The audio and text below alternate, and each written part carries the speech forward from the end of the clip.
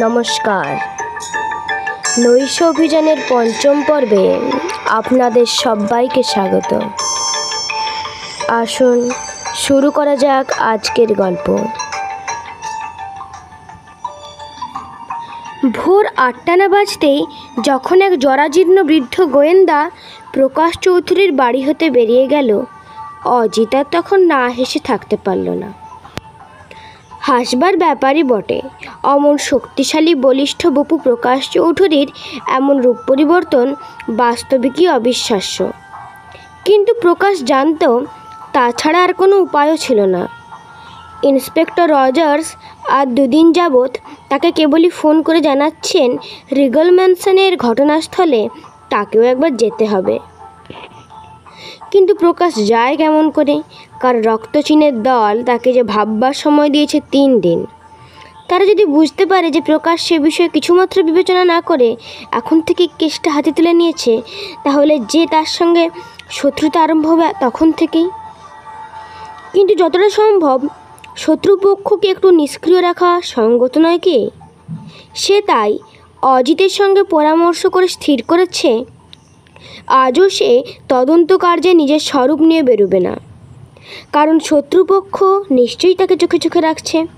কাজেই সে স্থির করেছে প্রায় অথর্ব এক বৃদ্ধের সাজে সে বাড়ি থেকে বেরিয়ে গিয়ে 2-4টা অলিগলি ঘুরে রিগল ম্যানসনে যাবে। ইন্সপেক্টর তারক দাস অথবা মিস্টার রজার্স তাকে ভেতরে ঢুকতে বাধা দেবেন না। সে তারপর কোনো এক নির্দিষ্ট কামরায় তার বেশ পরিবর্তন করে নিজের মূর্তিতে তদন্ত কার্যে সহায়তা করবে। ফিরে আসবার বেলায়ও সে তার ছদ্মবেশেই বাড়ি ফিরে আসবে, প্রকাশ চৌধুরীর নিজের মূর্তিতে নয়। কার্যত হলেও তাই। প্রায় ঘণ্টা 3 পরে ঘটনাস্থলে তদন্ত শেষ করে প্রকাশ তার ছদ্মবেশে বাড়ি ফিরে এলো। সিঁড়ির ওপর থেকে হাসি মুখে অজিত তাকে সম্বর্ধনা করে বলল, বুড়ো হারে, সত্যি সত্যি ভেলকি খেললো নাকি? প্রকাশ ঘরে ঢুকেই তার সাজ বদলাতে বদলাতে হেসে বললে, ভেলকি শুধু খেলে না, পুরনো চালে যে ভাত বাড়ে সে কথাটাও বলো না। কিন্তু আগে ভাই অজিত, চা খাওয়ার ব্যবস্থা করো। জলযোগের পর্ব শেষ হয়ে গেলে পরে অজিত বললে, এখন বলো দেখি, ক্যাপ্টেন হুয়াংহোর খুন সম্পর্কে কোনো সূত্র খুঁজে পেলে প্রকাশ? প্রকাশ বলল, বিশেষ কিছু পায়নি, কিন্তু একেবারেই যে কিছু পাওয়া যায়নি সে কথা বলা চলে না। একে একে বলবো, কিন্তু এখনই নয়। সে আলোচনা হবে সন্ধ্যাবেলা। আমাকে এখনই ফের বেরোতে হবে। প্রকাশ এই বলে তখনই ব্যস্ত হয়ে বেরিয়ে গেল।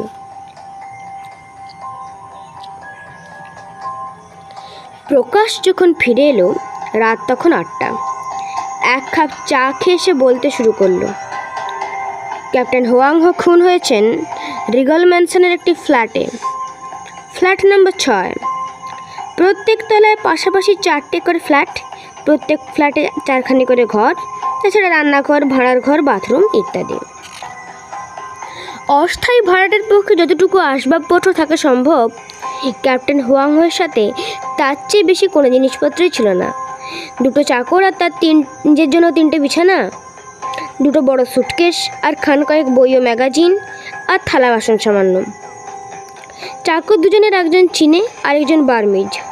চীনে চাকরটির নাম ফলিং আর বার্মিজের নাম মংলু। জিজ্ঞেস করে জানলুম তারা দুজন ক্যাপ্টেন হুয়াংহোর সাথে ছিল বছর 2 যাবৎ। ক্যাপ্টেন হুয়াং নাকি তাদের দুজনকেই জাপানি সৈন্যদের হাত থেকে বাঁচিয়েছিলেন, কাজেই তারা খুব কৃতজ্ঞ, তাকে ছেড়ে যেতে চাননি। যতটুকু মনে হলো তারা সন্দেহের বাইরে, কিন্তু তবু তাদের কিছু সন্দেহ করতে হচ্ছে। তার কারণ কি জানো অজিত? তার কারণ হচ্ছে তারা অনেক কিছু কথা নিশ্চয়ই চেপে যাচ্ছে। আমার এই ধারণাই হয়েছে। তারা খুন করেনি বটে, কিন্তু অনেক কিছু রহস্য গোপনের জন্য তারা দায়ী। ক্যাপ্টেন হুয়াংহো যে এক দিন এক জায়গায় থাকতেন, মাত্র সেই দিন প্রাতেই তিনি রিগল ম্যানসন এসেছিলেন, এই খবর তারা স্বেচ্ছায় বলতে চায়নি। আমি একটু ঘুরিয়ে জিজ্ঞেস করে তারা বলতে বাধ্য হয়েছে বেফাঁস কথার মধ্য দিয়ে। আচ্ছা, এখন একটা কথা ভাবো দেখি অজিত। এত বড় 5তলা বাড়ির গোটা 20 ফ্ল্যাটের মধ্যে একটা ফ্ল্যাটে এক ভাড়াটে এলো ভোরবেলায়। শত্রুপক্ষ সেদিন এসে খবর পেয়ে গেল।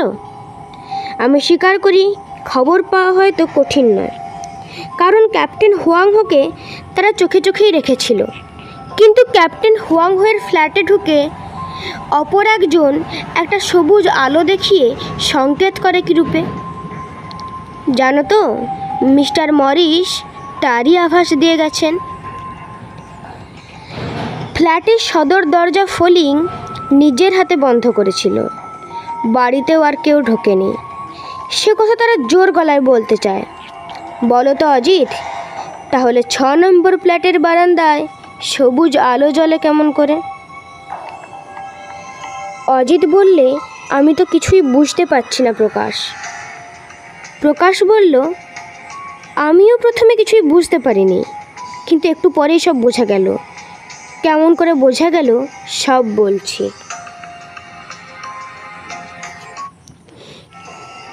ক্যাপ্টেন হুয়াংহোয়ের ঠিক মাথার উপরেই 10 নম্বর ফ্ল্যাট। কিছু বেআইনি হলেও সেখানে আমাদের ঢুকতে হলো। তারকবাবু মিস্টার রজার্স বাড়ির লোকদের নানা কথা জিজ্ঞেস করলেন। আমি করলাম গোয়েন্দাগিরি।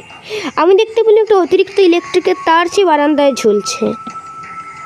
ওখানে তারটা কেন জিজ্ঞেস করে বাড়ির কর্তা বললেন, আমাদের নতুন চাকরটা রোজই রাত জেগে তুলসীদাসের রামায়ণ পড়ে, এটা তারই বন্দোবস্ত। বাল্ব কই? জিজ্ঞেস করে বাড়ির কর্তা তার কোনো সদুত্তর দিতে পারলেন না।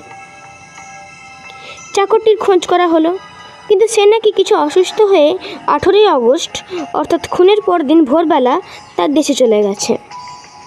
এখন বুঝলে তো ব্যাপারটা? সেই মহাপুরুষ চাকরটি এই রক্তচীনের একজন সাকরেদ। সে মাত্র দিন 15 যাবত চাকরি নিয়েছিল। যে কোনো রকমই হোক, সে জানতে পারে যে ক্যাপ্টেন হুয়াং 6 নম্বর ফ্ল্যাটে ভাড়া নিয়েছে। কাজে সে ঠিক করে তার মাথার উপরে ফ্ল্যাটে চাকুরির বন্দোবস্ত করে নেয়। ঘটনার দিন সে ওপর থেকে সবুজ বাল্ব ঝুলিয়ে দিয়ে ক্যাপ্টেন হুয়াংহোয়ের ফ্ল্যাট দেখিয়ে দেয়। আর তারপরেই বয়ে গেল একটা ঝোড়ো হাওয়া। ঝোড়ো হাওয়া? অজিত বিস্ময়ের সঙ্গে জিজ্ঞেস করল। প্রকাশ ঈষৎ হেসে বলল, হ্যাঁ, ঝোড়ো হাওয়া। এখন বুঝলে তো ব্যাপারটা। মিস্টার মরিস সেই নামেই উল্লেখ করেছে। ঝোড়ো হওয়া জিনিসটা যে কি, আমি তারও আভাস পেয়েছি অজিত। সে মাত্র দিন 15 যাবত চাকরি। অজিত নীরবে সব শুনে যেতে লাগলো। যে কোনো রকমই হোক সে জানতে পারে যে ক্যাপ্টেন হুয়াং 6 নম্বর। শুনলে আশ্চর্য বোধ করবে অজিত, ক্যাপ্টেন হুয়াং কোনো মানুষের হাতে খুন হননি। তার কোনো সম্ভাবনাও ছিল না, কারণ একটা মাত্র জানলা ছাড়া অন্যান্য দরজা জানলা ভেতর থেকে বন্ধ করেই তিনি শুয়েছিলেন।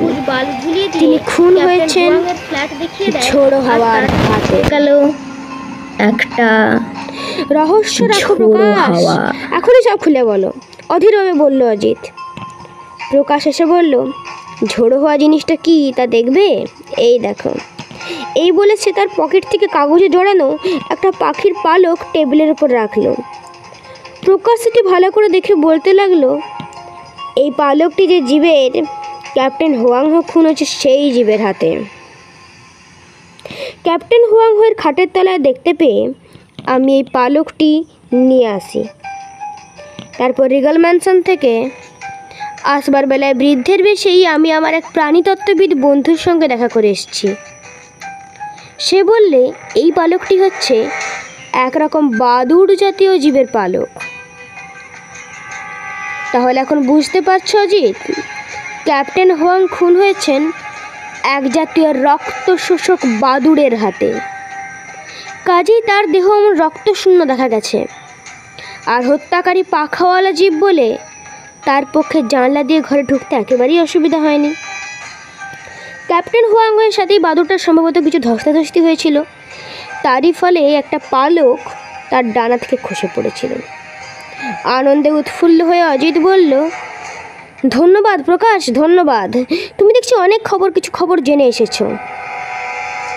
আমি তোমায় ধন্যবাদ না দিয়ে পারছি না। ঈষৎ হেসে প্রকাশ বলল, কেবল তুমি কেন, আমি বেশ ভালো করেই জানি যে স্বয়ং ক্যাপ্টেন হুয়াংয়ের প্রেতাত্মা পর্যন্ত আজ আমায় ধন্যবাদ দিতে বাধ্য। হঠাৎ বাইরে একটা ভয়ঙ্কর আর্তনাদ। কি যেন শুনে মহা আতঙ্কে ভয়ার্ত বিকৃত কণ্ঠে চিৎকার করে উঠল, আর সঙ্গে সঙ্গে কিসের একটা পতন শব্দ। ও কি প্রকাশ!